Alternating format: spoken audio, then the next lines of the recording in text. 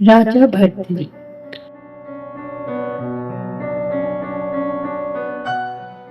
राजा भर्तृ की भारतीय साहित्य में एक प्रसिद्ध कथा है जो हमें धर्म, त्याग, वैराग्य के मार्ग पर चलने की शिक्षा देती है। राजा भर्तृ उज्जैन के महान सम्राट थे। राजा भर्तृ विक्रमदत्त के बड़े भाई थे। उनके शासनकाल में राज्य सुख और समृद्धि की ओर अग्रसर था। राजा भर्तृ अपने धर्म, न्याय और प्रजा की भलाई के लिए जाने जाते थे।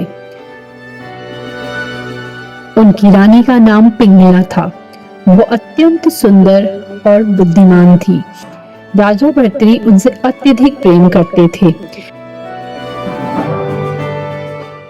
एक दिन एक सिद्धि योगी ने राजा को एक दिव्य फल दिया और कहा, ये फल जो खाएगा वो लंबे समय तक जीवित रहेगा। राजा ने सोचा, यह फल अगर मैं अपनी रानी को दूंगा तो वो लंबे समय तक जीवित रहेगी। राजा ने वो फल जाके अपनी रानी को दे दिया, पर रानी ने उस फल को नहीं खाया और वो फल उसने कोतवाल को दे दिया जिससे वो प्रेम करती थी, और कहा, यह फल एक दिव्य फल है, इसको खाकर तुम लंबे समय तक जीवित रहोगे। परंतु वह कोतवाल तो रानी से सिर्फ धन और दौलत के लिए प्रेम का नाटक कर रहा था। उससे वह फल रानी से ले लिया और महल के बाहर आकर अपनी मित्र नृत्यकी को दे दिया और उससे कहा, इस फल को खाकर तुम्हें लंबी आयु प्राप्त होगी।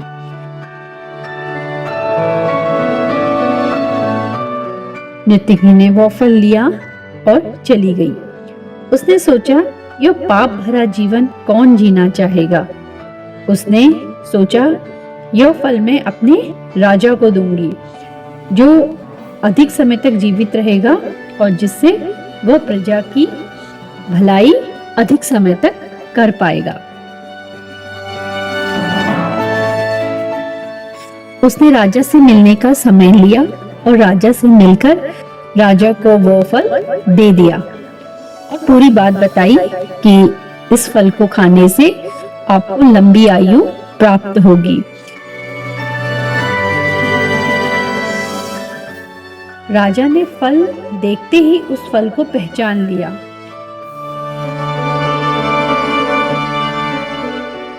और जब राजा को पूछताछ करने से सारी बात पता चली तो राजा को बहुत दुख हुआ।